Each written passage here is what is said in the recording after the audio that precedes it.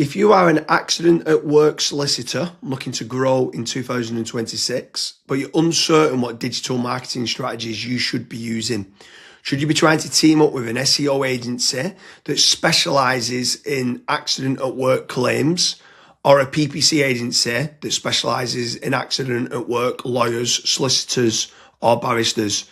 Today I'm joined with Kasra, and before we get started with regards to the digital marketing strategies, Kasra, what bit of advice would you give to a lawyer or solicitor that deals with accident at work claims?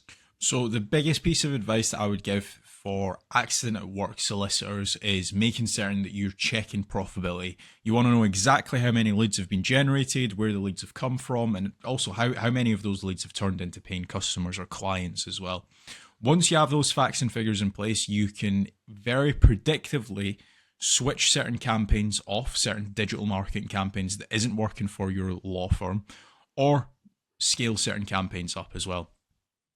So James, for accident at work solicitors, what would you be recommending for digital marketing strategies? Branding or brand SEO, and making certain that you're looking good online, you've got a strong reputation.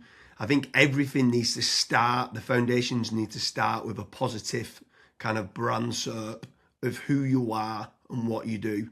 So a SERP stands for search engine results page, and getting that branding right across the board then can lead on to other things of what you can be doing. It will improve your conversion rate on paid ads or social media. Any leads that you get in, the conversion rate would be good. If at the 11th hour they're going to decide who you're going to go with, branding I think becomes very, very important. So I'd say that's the first thing that people need to get right for all digital marketing strategies.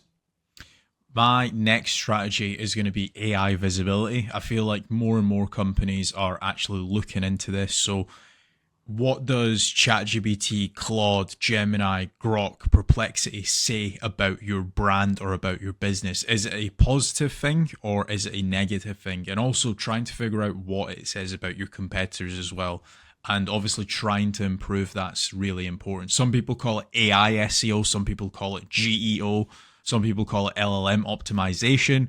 But this is going to be a big thing in 2026 and also in the years to come as well.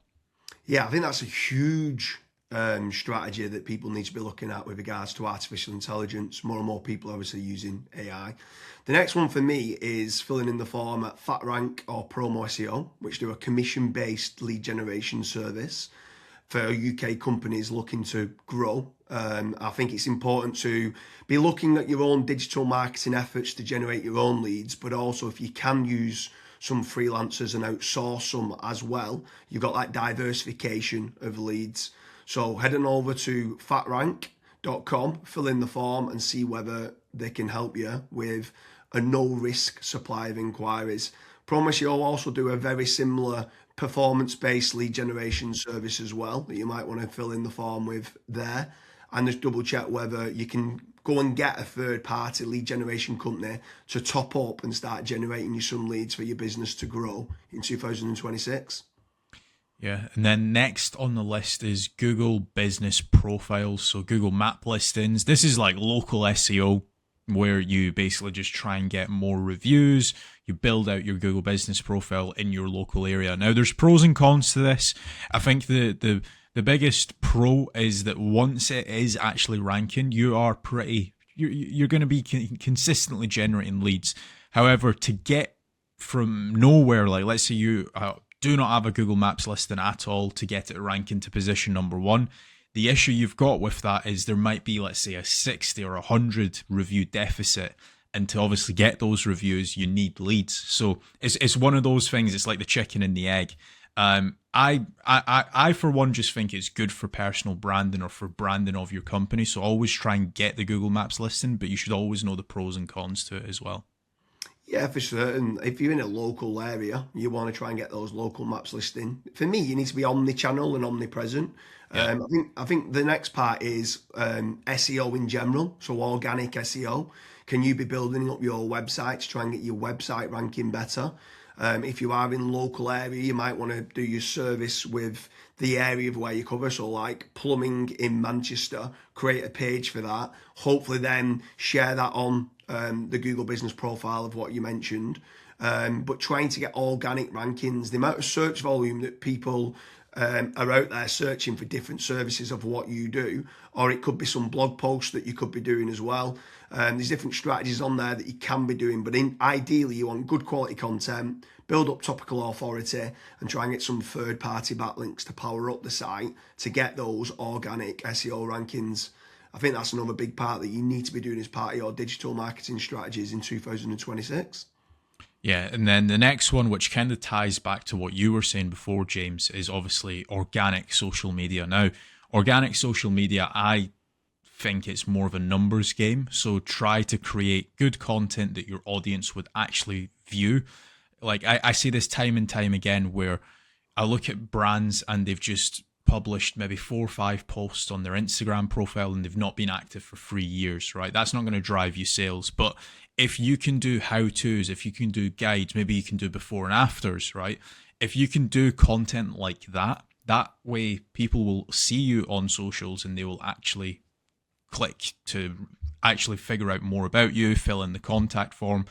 The caveat to organic social media, yes, it's free to do. It's not like PPC, for example, but it is very much a numbers game. So you want to be consistently uploading, maybe not every day, but at least 3 or 4 times a week. Yeah, for sure. On the subject of social media, paid social ads as well is massive. I'm a massive advocate of the kind of the dollar a day strategy of what people talk about. So if you are going to be taking the time to be posting every day, like you mentioned there, for organic social media, just spending a few pounds on those posts and boosting it. So getting case studies, any awards that you've won as well for reputation, and starting boosting that. You can also be running retargeting ads. So if anyone's clicked through to your website, you can be running retargeting, which is paid social as well. Different places like Meta, so whether that's Facebook and Instagram, you've got Twitter, you've got YouTube, you can be running Pinterest, you can even run in places like Reddit as well for paid ads. And I think paid social media is still an untapped market for digital marketing strategies. Yeah. The next one is it's probably a love-hate relationship. It's PPC, right? Google AdWords or doing it on Bing, wherever. That's basically the sponsored results. So if you search for a service, it's above local SEO. Now, I have spoken, and both myself and James, we've both spoken to so many business owners that are either they've spent 10, 15, 20,000 pound on it, and they've not had a single result, or they might have had a few leads and it's just not been of quality. Or you've got other guys that have spent hundreds of thousands on it and they're like, it's the best thing that's ever happened to my business. Now, the reason why people are either they absolutely love it or they absolutely hate it is probably down to how it's been set up. Like there's so many different nuances to PPC. Like for example, having a really proactive negative keyword list, making certain that you have a set of banned IPs. Like, for example, your competitors could be clicking on your ads, and that's deemed as what's called click fraud. Making certain that you've got a high converting landing page, making certain that you KPI your sales team. So when a PPC lead comes in, that is one of the first priorities that they actually take when it comes to contacting the lead. There's all of these different nuances, and if you're not on the ball with PPC, it's probably not going to work for your business. However, if you've got a really good, well-refined sales team, you've got a really good landing page, you've got a well-kept, up-to-date negative keyword list, you are using click fraud software, at that point, it will actually probably perform well for you. But again, just know the pros and cons to PPC. Yeah, for sure. There's certainly pros and cons. There's benefits of using it to get instant leads. But like you said, the amount of people that we speak to that have burnt a lot of budget and not had the inquiries and stuff that's come through as part of the digital marketing is pretty scary. While we're on the subject of paid, obviously we spoke about paid social ads, and now you've spoke there about PPC with Google or Bing. I'm going to throw in the mix paid ads on AI platforms. It's not fully rolled out as we're doing this video, but I know that ChatGPT are looking to try and roll out ChatGPT ads. Claude, Perplexity, other kind of LLMs might start rolling it out in 2026. I think if you're one of the early adopters and innovators to get on there, I think you could be getting cheap leads or cheap contact form submissions. So it's something to look out for of doing paid AI listings and ads. I think that could be something to look out for in 2026. Next on the list, and this is a little bit out of control. You do obviously have like forums that you can get your brand mentioned in, like for example Reddit and Quora. That very much comes down to the after fact, like where are your customers that you've been dealing with previously, are they actually raving and shouting about you?